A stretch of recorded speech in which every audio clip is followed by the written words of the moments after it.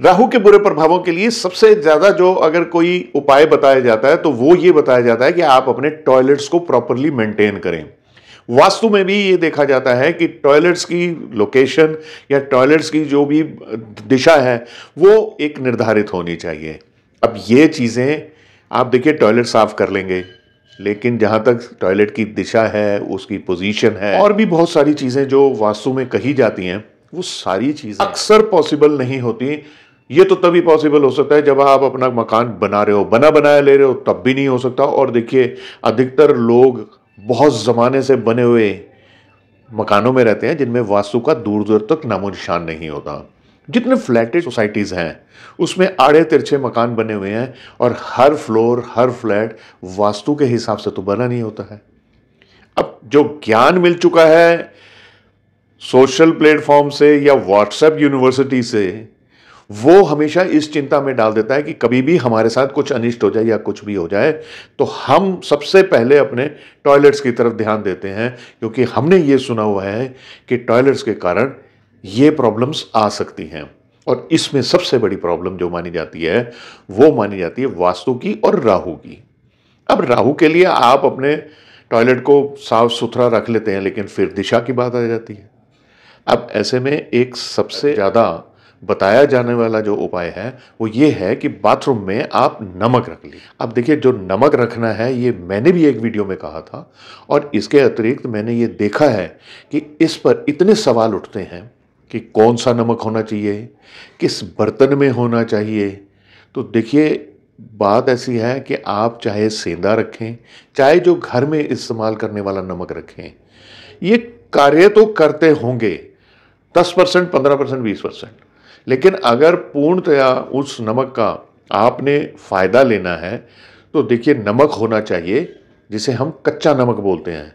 ये वो नमक होता है जो बिल्कुल क्रूड फॉर्म में आता है और इसमें कोई केमिकल नहीं मिक्स होता, कोई इसका शोधन नहीं हुआ होता। ये नमक अक्सर 5-10 रुपये किलो के करीब ही मिल जाता है। मेरा जहाँ तक ख्याल है अधिकतर 15 रुपये किलो होगा।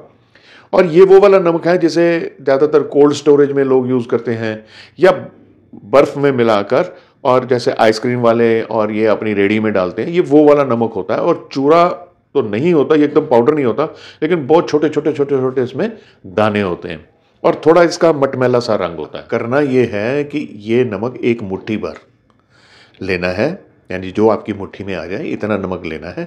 इसे शीशे के यानी कांच के बर्तन में या इसे मिट्टी के कसोरे में, मिट्टी के बर्तन भी मिलते हैं, या कोई छोटा सा ढक्कन होता है जैसे घड़े का ढक्कन होता है वैसा ले लीजिए आप। बस उसमें आप एक मुट्ठी भर नमक रख दीजिए और वो अपने टॉयलेट में किसी भी दिशा में कहीं पर भी आप उसे रख दीजिए।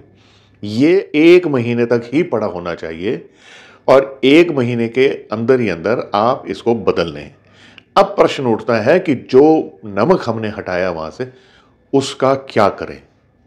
बहुत वहम करा जाता है यदि हम ये कह दें कि इस नमक को टॉयलेट में फ्लश कर दें या इस नमक को घर से बाहर फेंक दें।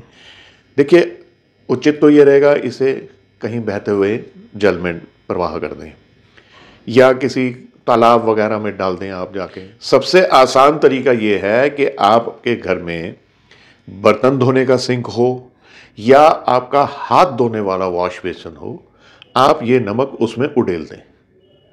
और जब भी आप हाथ धोएंगे, बर्तन धोएंगे, जो पानी का प्रवाह है वो धीरे धीरे उस नमक को अपने में घोल देगा। वैसे तो 1 महीना यदि टॉयलेट के अंदर नमक पड़ा हो तो कुछ वैसे थोड़ा तरल तो हो ही जाता है वो, लेकिन जब आप उसे इस तरह से अगर डिस्पोज ऑफ करेंगे तो इसमें किसी प्रकार का कोई वहम नहीं है और जो पानी से वो बहकर जाएगा वो आपकी घर की नालियां भी कुछ हद तक साफ कर देगा, कीटाणु रहित तो कर ही देगा। तो इस तरीके से जब आप इस नमक को डिस्पोज ऑफ करते हैं तो कोई इसमें वहम नहीं है।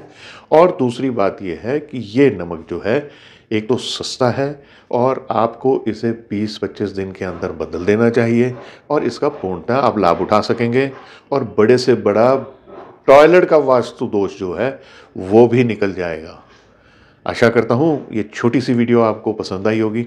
ऐसे ही मेरे को कमेंट करते रहिए तो उसमें आपके कुछ डाउट्स भी क्लियर करता रहूँगा और कुछ नई बातें भी लेकर आता रहूँगा। आप मुझे आज्ञा दीजिए। नमस्कार।